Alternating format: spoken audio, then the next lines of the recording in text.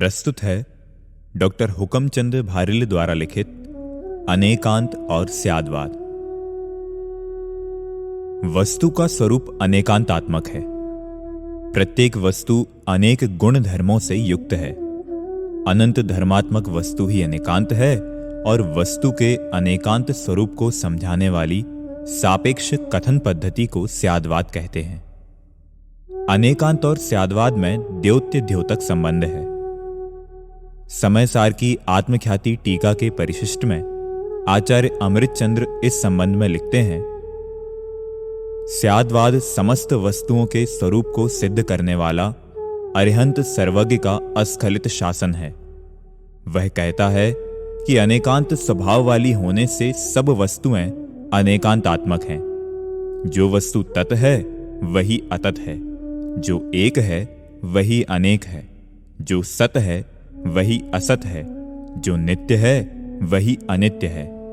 इस प्रकार एक वस्तु में वस्तुत्व की उत्पादक परस्पर विरुद्ध दो शक्तियों का प्रकाशित होना अनेकांत है।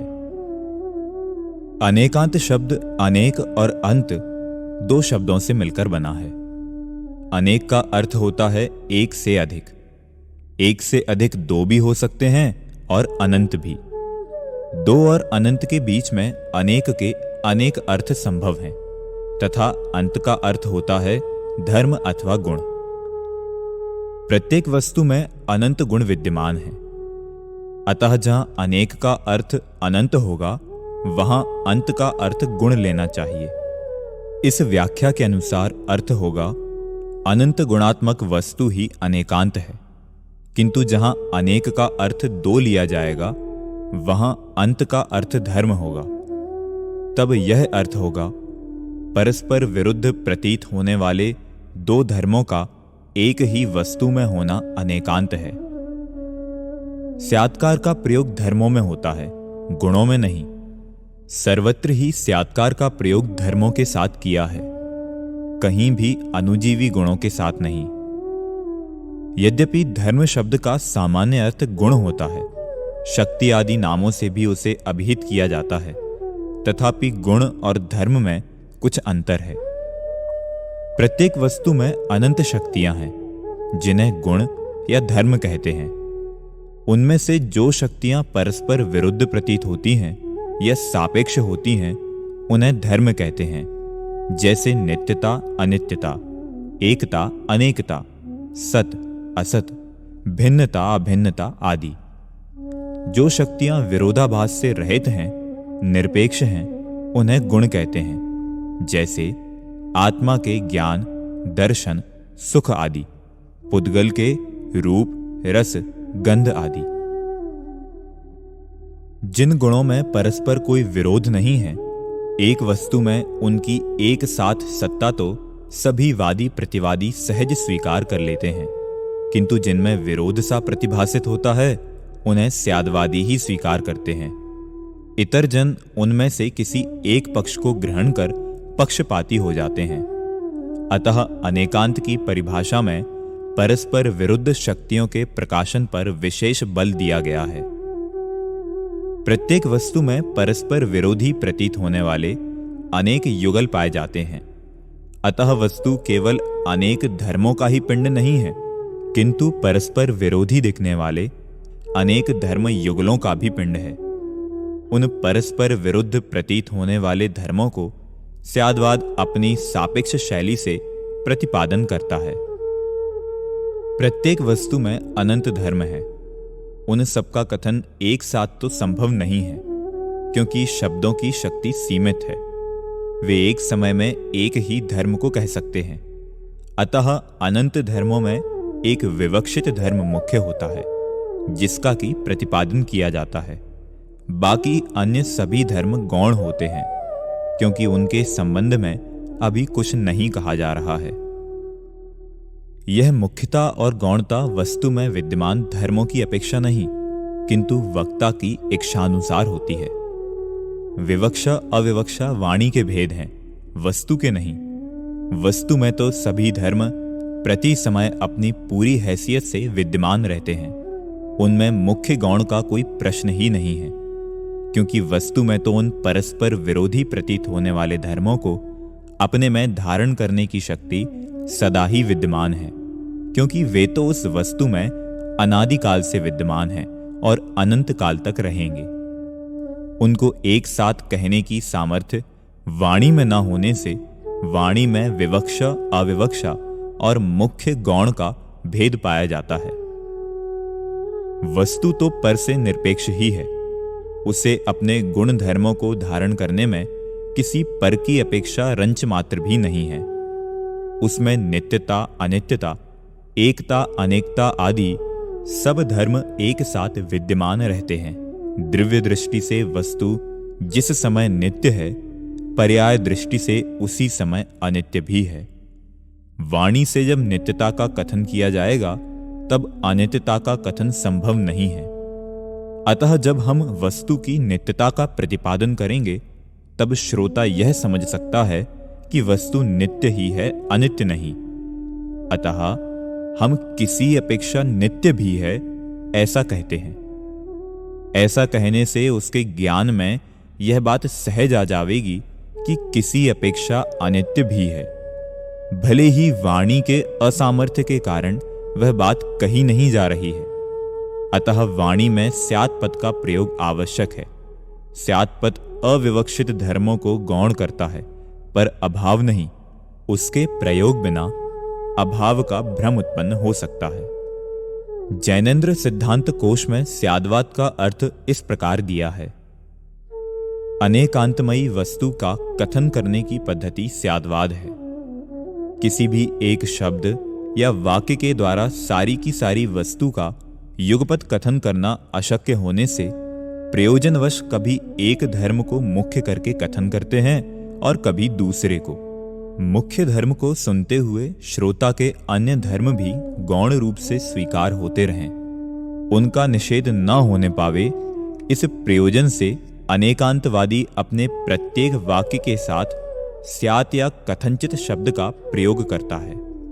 कुछ विचारक कहते हैं कि स्याद्वाद शैली में भी का प्रयोग है, ही का नहीं। उन्हें भी में समन्वय की सुगंध और ही में हट की दुर्गंध आती है, पर यह उनका बौद्धिक भ्रम ही है। स्याद्वाद शैली में जितनी आवश्यकता भी के प्रयोग की है, उससे कम आवश्यकता ही के प्रयोग की नहीं। भी और ही का समान महत्व है। भी समन्वय की सूचक न होकर अनुक्त की सत्ता की सूचक है, और ही आग्रह की सूचक न होकर दृढ़ता की सूचक है। इनके प्रयोग का एक तरीका है, और वह है जहां अपेक्षा न बताकर मात्र यह कहा जाता है कि किसी अपेक्षा, वहां भी लगाना जरूरी है, और जहां अपेक्षा स्पष्ट बता दी जाती है वहां ही लगाना अनिवार्य है। जैसे प्रत्येक वस्तु कथनचित नित्य भी है और कथनचित अनित्य भी है। यदि इसी को हम अपेक्षा लगाकर कहेंगे तो इस प्रकार कहना होगा कि प्रत्येक वस्तु द्रव्य की अपेक्षा नित्य ही है और पर्याय की अपेक्षा अनित्य ही है। भी का प्रयोग यह बताता है कि हम जो कह रहे हैं वस्तु मात्र उतनी ही नहीं है, अन्य भी है। किंतु ही का प्रयोग यह बताता है कि अन्य कोणों से देखने पर वस्तु और बहुत कुछ है, किंतु जिस कोण से यह बात बताई गई है वह ठीक वैसी ही है, इसमें कोई शंका की गुंजाइश नहीं है। अतः ही और भी एक दूसरे की पूरक हैं, विरोधी नहीं। ही अपने विषय के बारे में सब शंकाओं का अभाव कर दृढ़ता प्रदान करती है, और भी अन्य पक्षों के बारे में मौन रहकर भी उनकी संभावना की नहीं, निश्चित सत्ता की सूचक है। भी का अर्थ ऐसा करना कि जो कुछ कहा जा रहा है उसके विरुद्ध भी संभावना है, गलत है। संभावना अज्ञान की सूचक है, अर्थात यह प्रकट करती है कि मैं नहीं जानता और कुछ भी होगा। जबकि स्याद्वाद संभावनावाद नहीं, निश्चयात्मक ज्ञान होने से प्रमाण है। भी में से यह अर्थ नहीं निकलता कि इसके अतिरिक्त क्या है, मैं नहीं जानता, बल्कि यह निकलता है कि इस समय उसे कहा नहीं जा सकता अथवा उसके कहने की आवश्यकता नहीं है। अपूर्ण को पूर्ण न समझ लिया जाए, इसके लिए भी का प्रयोग है। दूसरे शब्दों में जो बात अंश के बारे में कही जा रही है उसे पूर्ण के बारे में न जान लिया जाए, इसके लिए भी का प्रयोग है। अनेक मिथ्या एकांतों के जोड़ तोड़ के लिए नहीं।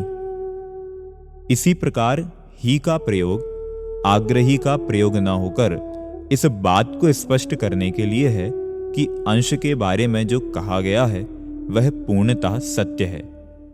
उस दृष्टि से वस्तु वैसी ही है, अन्य रूप नहीं। समंत भद्रादि आचार्यों ने पद पद पर ही का प्रयोग किया है। ही के प्रयोग का समर्थन श्लोक वार्तिक में इस प्रकार किया है। वाक्येव धारणम तावत अनिष्ठार्थ निवृत्तये कर्तव्य मन्यथानुक्त समत्वा तस्य कुत्रचित। वाक्यों में ही का प्रयोग अनिष्ट अर्थ की निवृत्ति और दृढ़ता के लिए करना ही चाहिए, अन्यथा कहीं कहीं वह वाक्य नहीं कहा गया सरीखा समझा जाता है। युक्त अनुशासन श्लोक 41-42 में आचार्य समंत भद्र ने भी इसी प्रकार का भाव व्यक्त किया है। इस संदर्भ में सिद्धांताचार्य पंडित कैलाश चंद जी लिखते हैं, इसी तरह वाक्य में एवकार अर्थात ही का प्रयोग न करने पर भी सर्वथा एकांत को मानना पड़ेगा, क्योंकि उस स्थिति में अनेकांत का निराकरण अवश्यंभावी है। जैसे उपयोग लक्षण जीव का ही है, इस वाक्य में एवकार होने से यह सिद्ध होता है कि उपयोग लक्षण अन्य किसी का न होकर जीव का ही है। अतः यदि इसमें से ही को निकाल दिया जाए तो उपयोग अजीव का भी लक्षण हो सकता है। प्रमाण वाक्य में मात्र स्याद पद का प्रयोग होता है, किंतु नए वाक्य में स्याद पद के साथ साथ एव अर्थात ही का प्रयोग भी आवश्यक है। ही सम्यक एकांत की सूचक है और भी सम्यक अनेकांत की। यद्यपि जैन दर्शन अनेकांतवादी दर्शन कहा जाता है, तथापि यदि उसे सर्वथा अनेकांतवादी माने तो यह भी तो एकांत हो जाएगा। अतः जैन दर्शन में अनेकांत में भी अनेकांत को स्वीकार किया गया है। जैन दर्शन सर्वथा न एकांतवादी है न सर्वथा अनेकांतवादी। वह कथनचित एकांतवादी और कथनचित अनेकांतवादी है।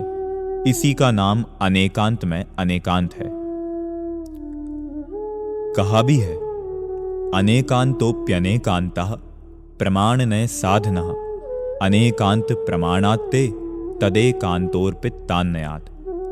प्रमाण और नय हैं साधन जिसके, ऐसा अनेकांत भी अनेकांत स्वरूप है, क्योंकि सर्वांशग्राही प्रमाण की अपेक्षा वस्तु अनेकांत स्वरूप एवं अंशग्राही नय की अपेक्षा वस्तु एकांत रूप सिद्ध है। जैन दर्शन के अनुसार एकांत भी दो प्रकार का होता है और अनेकांत भी दो प्रकार का, यथा सम्यक एकांत और मिथ्या एकांत, सम्यक अनेकांत और मिथ्या अनेकांत। निरपेक्ष नय मिथ्या एकांत है और सापेक्ष नय सम्यक एकांत है, तथा सापेक्ष नयों का समूह अर्थात श्रुत प्रमाण सम्यक अनेकांत है और निरपेक्ष नयों का समूह अर्थात प्रमाणाभास मिथ्या अनेकांत है। कहा भी है, जमवत्थु अणेयंतम एयंतम तम्पि होदि सविपेक्षम स्वेणाणेन नयेह्य निर्वेक्षम दीसदेनेव। जो वस्तु अनेकांत रूप है वही सापेक्ष दृष्टि से एकांत रूप भी है। श्रुत ज्ञान की अपेक्षा अनेकांत रूप है और नयों की अपेक्षा एकांत रूप है। बिना अपेक्षा के वस्तु का स्वरूप नहीं देखा जा सकता है। अनेकांत में अनेकांत की सिद्धि करते हुए अकलंक देव लिखते हैं, यदि अनेकांत को अनेकांत ही माना जाए और एकांत का सर्वथा लोप किया जाए तो सम्यक एकांत के अभाव में, शाखादि के अभाव में वृक्ष के अभाव की तरह तत्समुदाय रूप अनेकांत का भी अभाव हो जाएगा। अतः यदि एकांत ही स्वीकार कर लिया जावे तो फिर अविनाभावी इतर धर्मों का लोप होने पर प्रकृत शेष का भी लोप होने से सर्वलोप का प्रसंग प्राप्त होगा। सम्यग एकांत नय है और सम्यग अनेकांत प्रमाण। अनेकांतवाद सर्वनयात्मक है। जिस प्रकार बिखरे हुए मोतियों को एक सूत्र में पिरो देने से मोतियों का सुंदर हार बन जाता है, उसी प्रकार भिन्न भिन्न नयों को स्याद्वाद रूपी सूत में पिरो देने से संपूर्ण नय श्रुत प्रमाण कहे जाते हैं। परमागम के बीज स्वरूप अनेकांत में संपूर्ण नयों अर्थात संपूर्ण एकांतों का विलास है। उसमें एकांतों के विरोध को समाप्त करने की सामर्थ्य है, क्योंकि विरोध वस्तु में नहीं अज्ञान में है। जैसे एक हाथी को अनेक जन्मांध व्यक्ति छूकर जानने का यत्न करें और जिसके हाथ में हाथी का पैर आ जाए वह हाथी को खंबे के समान, पेट पर हाथ फेरने वाला दीवाल के समान, कान पकड़ने वाला सूप के समान और सूंड पकड़ने वाला केले के स्तंभ के समान कहे, तो वह संपूर्ण हाथी के बारे में सही नहीं होगा, क्योंकि देखा है अंश और कहा गया सर्वांश को। यदि अंश देखकर अंश का ही कथन करें तो गलत नहीं होगा। जैसे यदि यह कहा जाए कि हाथी का पैर खंबे के समान है, कान सूप के समान है, पेट दीवाल के समान है, तो कोई असत्य नहीं, क्योंकि यह कथन सापेक्ष है और सापेक्ष नय सत्य होते हैं। अकेला पैर हाथी नहीं है, अकेला पेट भी हाथी नहीं है। इसी प्रकार कोई भी अकेला अंग अंगी को व्यक्त नहीं कर सकता है। स्यात् पद के प्रयोग से यह स्पष्ट हो जाता है कि यहां जो कथन किया जा रहा है वह अंश के संबंध में है, पूर्ण वस्तु के संबंध में नहीं। हाथी और हाथी के अंगों के कथन में ही और भी का प्रयोग इस प्रकार होगा। हाथी किसी अपेक्षा दीवाल के समान भी है, किसी अपेक्षा खंबे के समान भी है और किसी अपेक्षा सूप के समान भी है। यहां अपेक्षा बताई नहीं गई है, मात्र इतना कहा गया है कि किसी अपेक्षा, अतः भी लगाना आवश्यक हो गया। यदि हम अपेक्षा बताते जावें तो ही लगाना अनिवार्य हो जाएगा, अन्यथा भाव स्पष्ट ना होगा, कथन में दृढ़ता नहीं आएगी। जैसे हाथी का पैर खंबे के समान ही है, कान सूप के समान ही हैं और पेट दीवाल के समान ही है। उक्त कथन अंश के बारे में पूर्ण सत्य है, अतः ही लगाना आवश्यक है, तथा पूर्ण के बारे में आंशिक सत्य है, अतः भी लगाना जरूरी है। जहां स्यात् पद का प्रयोग ना भी हो तो भी विवेकी जनों को यह समझना चाहिए कि वह अनुक्त अर्थात साइलेंट है। कसाय पाहुड़ में इस संबंध में स्पष्ट लिखा है, स्यात् शब्द के प्रयोग का अभिप्राय रखने वाला वक्ता यदि स्यात् शब्द का प्रयोग ना भी करे तो भी उसके अर्थ का ज्ञान हो जाता है। अतएव स्यात् शब्द का प्रयोग नहीं करने पर भी कोई दोष नहीं है। कहा भी है, स्यात् शब्द के प्रयोग की प्रतिज्ञा का अभिप्राय रखने से स्यात् शब्द का अप्रयोग देखा जाता है। यद्यपि प्रत्येक वस्तु अनेक परस्पर विरोधी धर्म युगलों का पिंड है, तथापि वस्तु में संभाव्यमान परस्पर विरोधी धर्म ही पाए जाते हैं, असंभाव्य नहीं। अन्यथा आत्मा में नित्यत्व अनित्यत्वादि के समान चेतन अचेतनत्व धर्मों की संभावना का प्रसंग आएगा। इस बात को धवला में इस प्रकार स्पष्ट किया है। प्रश्न: जिन धर्मों का एक आत्मा में एक साथ रहने का विरोध नहीं है वे रहें, परंतु संपूर्ण धर्म तो एक साथ एक आत्मा में रह नहीं सकते। उत्तर: कौन ऐसा कहता है कि परस्पर विरोधी और अविरोधी समस्त धर्मों का एक साथ एक आत्मा में रहना संभव है? यदि संपूर्ण धर्मों का एक साथ रहना मान लिया जावे तो परस्पर विरुद्ध चैतन्य अचैतन्य, भव्यत्व अभव्यत्व आदि धर्मों का एक साथ आत्मा में रहने का प्रसंग आ जाएगा। इसलिए संपूर्ण परस्पर विरोधी धर्म एक आत्मा में रहते हैं, अनेकांत का यह अर्थ नहीं समझना चाहिए। किंतु जिन धर्मों का जिस आत्मा में अत्यंत अभाव नहीं, वे धर्म उस आत्मा में किसी काल और किसी क्षेत्र की अपेक्षा युगपद भी पाए जा सकते हैं, ऐसा हम मानते हैं। अनेकांत और स्यादवाद का प्रयोग करते समय यह सावधानी रखना बहुत आवश्यक है कि हम जिन परस्पर विरोधी धर्मों की सत्ता वस्तु में प्रतिपादित करते हैं उनकी सत्ता वस्तु में संभावित है भी या नहीं। अन्यथा कहीं हम ऐसा भी न कहने लगें कि कथनचित जीव चेतन है व कथनचित अचेतन भी। अचेतनत्व की जीव में संभावना ही नहीं है।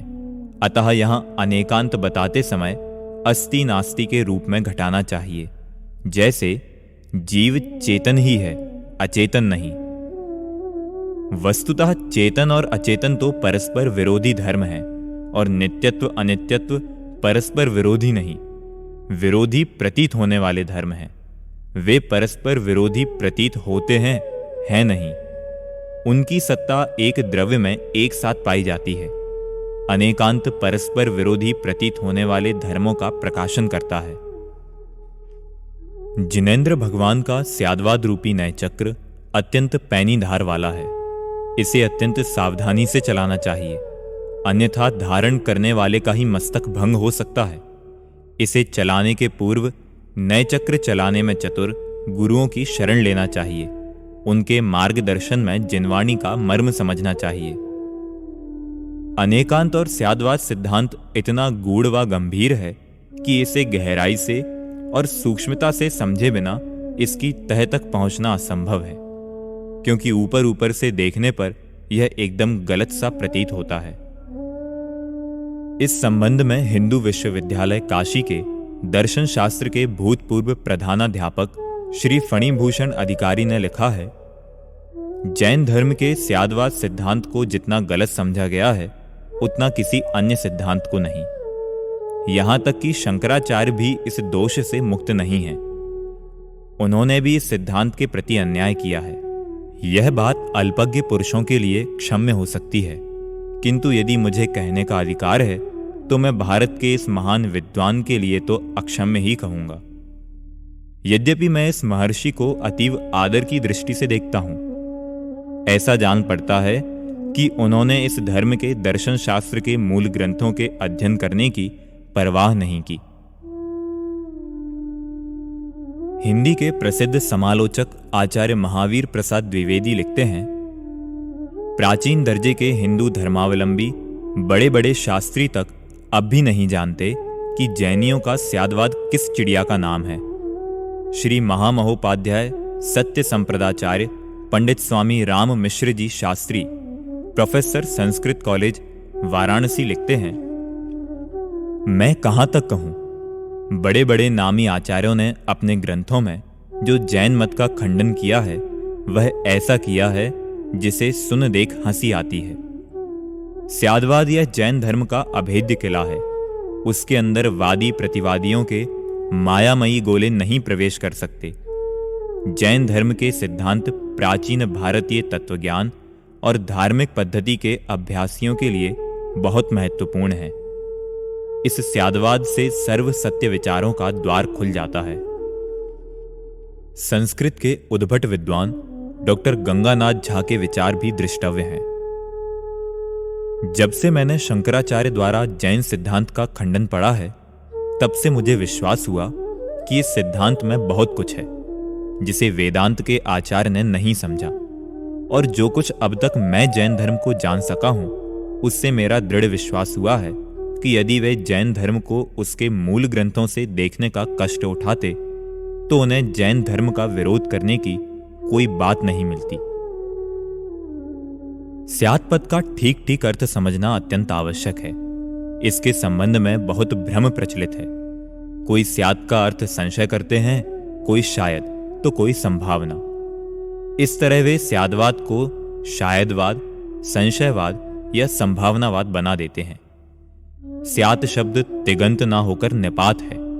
वह संदेह का वाचक ना होकर एक निश्चित अपेक्षा का वाचक है। स्यात् शब्द को स्पष्ट करते हुए तार्किक चूड़ामणि आचार्य समंत भद्र लिखते हैं, वाक्येष्वने कांत द्योति गम्यम प्रति विशेषणम स्यान् निपातोर्थ योगित्वात् तव केवली नाम अपि। स्यात् शब्द निपात है। वाक्यों में प्रमुख यह शब्द अनेकांत का द्योतक वस्तु स्वरूप का विशेषण है। शायद संशय और संभावना में एक अनिश्चय है। अनिश्चय अज्ञान का सूचक है। स्याद्वाद में कहीं भी अज्ञान की झलक नहीं है। वह जो कुछ कहता है दृढ़ता के साथ कहता है। वह कल्पना नहीं करता, संभावनाएं व्यक्त नहीं करता। श्री प्रोफेसर आनंद शंकर बाबूभाई ध्रुव लिखते हैं, महावीर के सिद्धांत में बताए गए स्याद्वाद को कितने ही लोग संशयवाद कहते हैं। इसे मैं नहीं मानता। स्याद्वाद संशयवाद नहीं है, किंतु वह एक दृष्टि बिंदु हमको उपलब्ध करा देता है। विश्व का किस रीति से अवलोकन करना चाहिए यह हमें सिखाता है। यह निश्चय है कि विविध दृष्टि बिंदुओं द्वारा निरीक्षण किए बिना कोई भी वस्तु संपूर्ण स्वरूप में नहीं आ सकती। स्याद्वाद अर्थात जैन धर्म पर आक्षेप करना यह अनुचित है। आचार्य समंतभद्र ने स्याद्वाद को केवल ज्ञान के समान सर्व तत्व प्रकाशक माना है। भेद मात्र प्रत्यक्ष और परोक्ष का है। अनेकांत और स्याद्वाद का सिद्धांत वस्तु स्वरूप के सही रूप का दिग्दर्शन करने वाला होने से आत्म शांति के साथ साथ विश्व शांति का भी प्रतिष्ठापक सिद्धांत है। इस संबंध में सुप्रसिद्ध ऐतिहासिक विद्वान एवं राष्ट्र कवि रामधारी सिंह दिनकर लिखते हैं, इसमें कोई संदेह नहीं है कि अनेकांत का अनुसंधान भारत की अहिंसा साधना का चरम उत्कर्ष है और सारा संसार इसे जितनी ही शीघ्र अपनाएगा विश्व में शांति भी उतनी ही शीघ्र स्थापित होगी। इस प्रकार हम देखते हैं कि अनेकांत और स्याद्वाद जैन दर्शन के ऐसे विषय हैं कि जिनको समझे बिना जैन दर्शन को ही नहीं समझा जा सकता। अतः जैन दर्शन का मर्म जानने के लिए इन विषयों को गहराई से समझने का प्रयास करना चाहिए।